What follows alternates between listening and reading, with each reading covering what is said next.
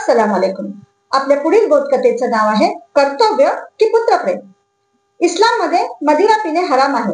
एवढेच नव्हे तर मदिरा विकणे, ती साठवणे, वाहतूक करणे, त्याचा हिशोब वगैरे ठेवणे, जाहिरात करणे हे सगळेच हराम आहे. इस्लाममध्ये मदिरा पिणाऱ्या व्यक्तीसाठी शरीयत कायद्यानुसार शिक्षाही सांगितलेली आहे आणि ती म्हणजे मदिरा पिणाऱ्या व्यक्तीला सर्वांसमोर चाबकाचे फटके मारण्याची शिक्षा. तर एकदा काय झाले की दुर्दैवाने हजरत उमर यांचा मुलगा अबू शहमा यांनी मिस्रमध्ये मदिरा प्यायली. तेथील अधिकाऱ्याने त्याला इस्लामी कायद्याप्रमाणे चाबकाच्या फटक्याची शिक्षा सुनावली.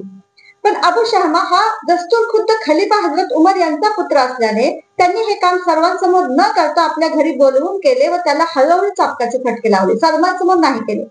जेव्हा हजरत उमर यांना ही बाब समजली तेव्हा ते खूप रागावले, ते नाराज झाले. त्यांनी मिस्रचे अधिकारी आम्र बिन आस यांना पत्र लिहिले की तुम्ही हे चुकीचे काम केलेच कसे?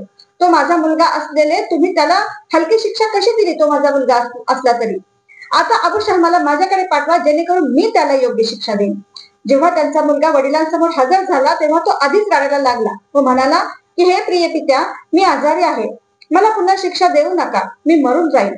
पण उमर यांच्या इतर सहकार्यांनी देखील हाच सल्ला दिला, पण हजरत उमरने कोणाचेच म्हणणे ऐकले नाही आणि नियमाप्रमाणे सर्वांसमोर त्याला पुन्हा जोरात चाबकाचे फटके लावून शिक्षा पूर्ण केली.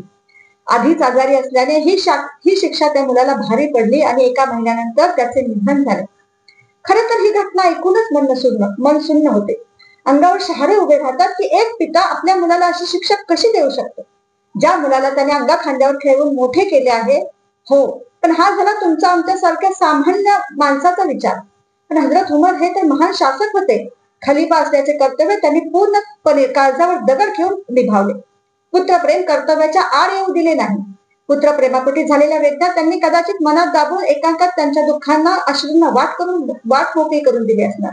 पण जनतेसमोर हा सिद्धांत ते ठेवून गेले की शिक्षा ही सर्वांसाठी समान असते, मग तो सामान्य नागरिक असो किंवा स्वतःचा शासकाचा मुलगा असो किंवा अगदी राजपुत्र असो. धन्यवाद.